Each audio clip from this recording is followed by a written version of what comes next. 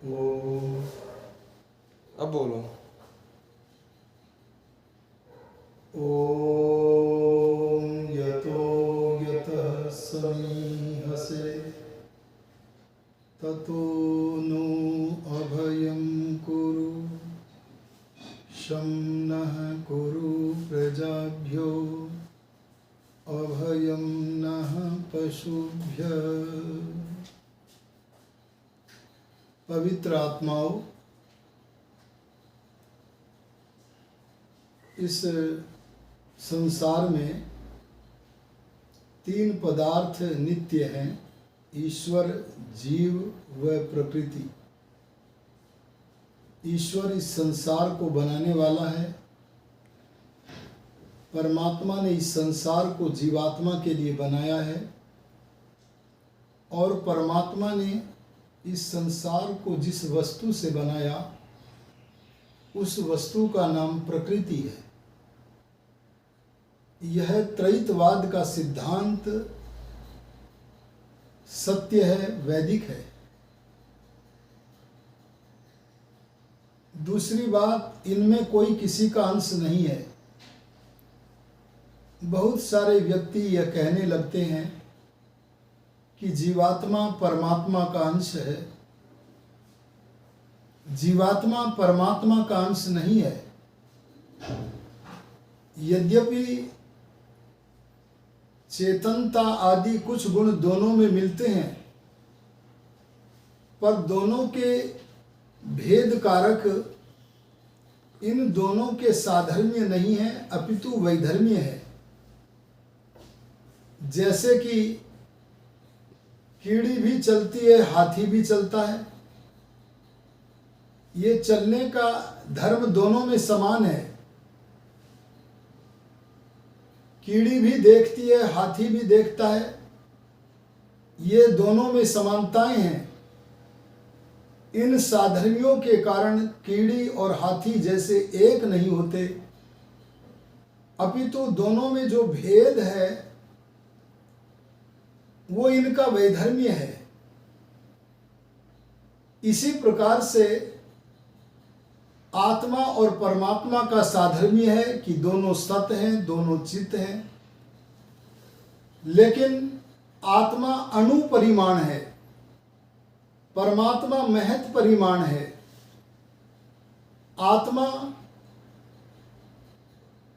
अल्पज्य है, परमात्मा सर्वज्ञ है। ऐसे जो वैधर्म्य हैं, उन वैधर्म्यों के कारण यह सिद्ध होता है कि आत्मा परमात्मा का अंश नहीं है। तीनों सत्ताएं अपनी सत्ता से नित्य हैं। इस विषय में बहुत सारे सनातनी लोग सनातन धर्म के माता पिता के यहाँ जन्म लेकर सनातन धर्म को मानते तो हैं, लेकिन वेद व ब्रह्मा से लेकर दयानंद पर्यंत ऋषियों की जो वाणी है उनका स्वाध्याय न करने के कारण केवल सनातन धर्म को मानते हैं, जानते नहीं हैं। और इस न जानने के कारण वे लोग ईश्वर के स्थान पर महापुरुषों की उपासना करने लगते हैं। वे महापुरुषों को ही परमात्मा मानने लगते हैं। कोई शिव की पूजा कर रहा है, कोई राम की पूजा कर रहा है, कोई कृष्ण महाराज की पूजा कर रहा है, कोई हनुमान जी की पूजा कर रहा है। ये सारे के सारे महापुरुष शरीरधारी थे, हमारे आदर्श थे, सत्य सनातन वैदिक धर्म के महान संरक्षक और अनुयायी थे।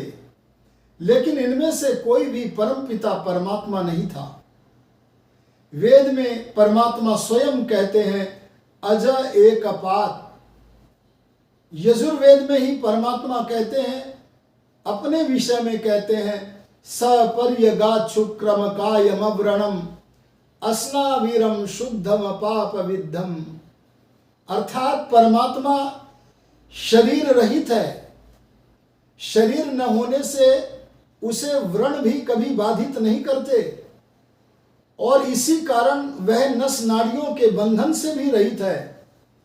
ऐसे परमात्मा को अवतार लेता है राम कृष्ण आदि के रूप में, यह मानना असत्य है, सत्य सनातन वैदिक धर्म के विरुद्ध है।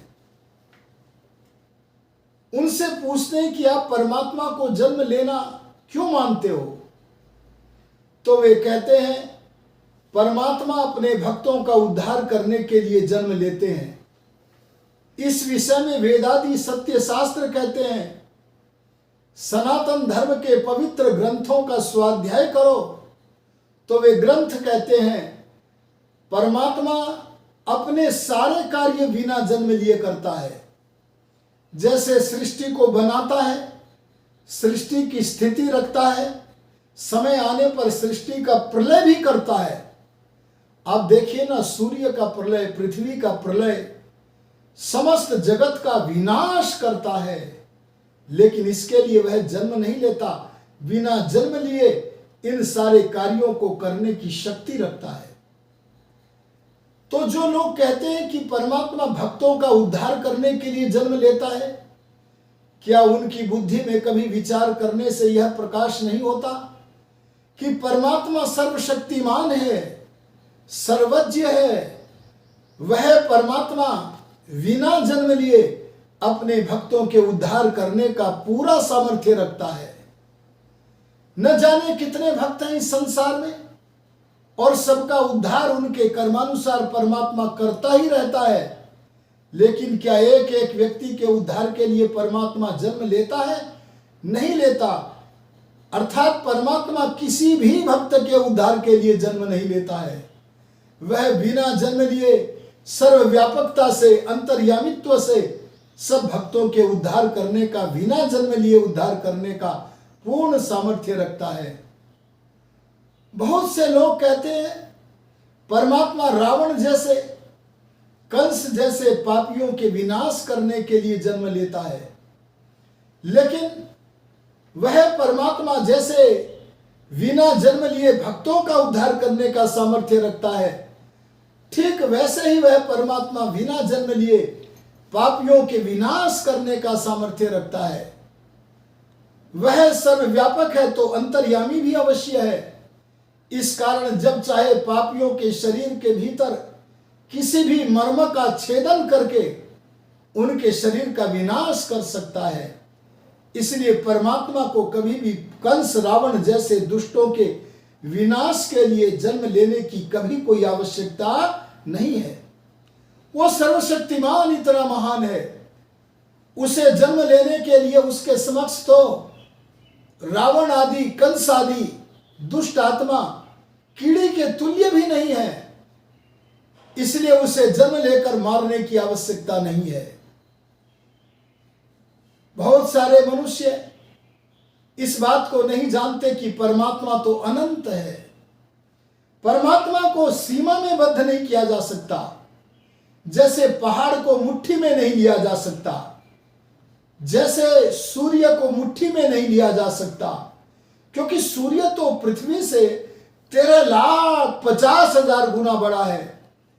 लेकिन ये सब सीमित वस्तुएं हैं, परंतु ये आकाश तो अनंत है, और छोर नहीं है, अवधि नहीं है, कोई सीमा नहीं है। ऐसे ही परमात्मा का और छोर नहीं है, सीमा नहीं है, आकृति में नहीं बांधा जा सकता। उसको त्रिकोण, चौकोन, गोल आदि किसी आकार में निबद्ध नहीं किया जा सकता।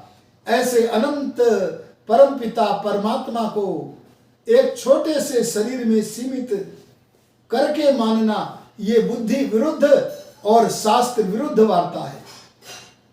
परमात्मा जन्म नहीं लेते, इसलिए ये ध्यान रखना चाहिए कि हमें परमात्मा की उपासना करनी चाहिए जिन्होंने जन्म लिया है। मर्यादा पुरुषोत्तम राम, योगी राज श्री कृष्ण, महात्मा हनुमान, जो वेद वेदांग के विद्वान थे, ये सारे के सारे संध्या करते थे। योगी राज कृष्ण महाराज जिस समय महाभारत के युद्ध से लौटते थे और मार्ग में कहीं जलाशय मिल जाता था, तो वे कृष्ण से कहते थे कि कृष्ण उतरो, हाथ पैर धोकर के अब परमात्मा की संध्या करते हैं। ये जिसका भजन करते थे, अरे जिसकी उपासना करते थे वो परमात्मा है, कृष्ण परमात्मा नहीं है। राम जिसकी उपासना करते थे वो सच्चिदानंद लक्षण वाला परमात्मा है, राम परमात्मा नहीं है। हमारा कर्तव्य है कि हम राम कृष्ण जैसे महापुरुषों की तरह परमात्मा की उपासना किया करें। अगर हम परमात्मा को छोड़कर मनुष्यों की उपासना करेंगे तो हमें कुछ भी हाथ नहीं लगेगा, अपना सारा जीवन व्यर्थ चला जाएगा। आर्यों में निवेदन करना चाहूंगा, पवित्र आत्माओं में निवेदन करना चाहूंगा कि हम लोगों का कर्तव्य है कि कभी भी हम राम आदि महापुरुषों की मूर्ति बनाकर, उनकी मूर्ति बन सकती है, परमात्मा की तो मूर्ति भी नहीं बन सकती। देखो, जैसे स्थूल पदार्थ है, आंखों से दिखता है, उसकी मूर्ति हम बना सकते हैं, चित्र बना सकते हैं। आपका कैमरा जल का चित्र ले सकता है, पृथ्वी और भी स्थूल है उसका भी चित्र ले सकता है। अग्नि भी आंखों से दिखती है तो प्रज्वलित अग्नि का भी चित्र, भौतिक अग्नि का भी चित्र ले सकते हैं। लेकिन वायु ऐसी सूक्ष्म है कि उसका चित्र संसार का कोई भी कैमरा नहीं ले सकता। जब संसार का कोई कैमरा साकार वायु का चित्र नहीं ले सकता, तो आप अपने घरों में निराकार परमात्मा का चित्र या मूर्ति कहां से लेकर के आए हो? ये चित्र या मूर्ति परमात्मा के भक्तों की तो हो सकती है या किन्हीं काल्पनिक वस्तुओं की तो हो सकती है, लेकिन परमात्मा की नहीं हो सकती। वो तो अकाय है, इस बात को हमें जानना चाहिए। मैं इस विषय में अधिक न कहते हुए केवल यही वैदिक संदेश आपको देना चाहूंगा कि राम कृष्ण आदि समाधि में बैठकर जिस परमपिता परमात्मा रूपी सत्ता का ध्यान करते थे, जिसको समाधि में जानते थे, उस परमात्मा की उपासना करनी योग्य है। योगीराज श्री कृष्ण, महर्षि दयानंद, हनुमान आदि के अनुसार चले हम, लेकिन उपासना केवल परमात्मा की करें। अर्थात राम आदि जिसकी उपासना करते थे वही हम सब ऋषि मुनियों का, मनुष्यों का भी उपास्य देवता है, अन्य कोई नहीं है।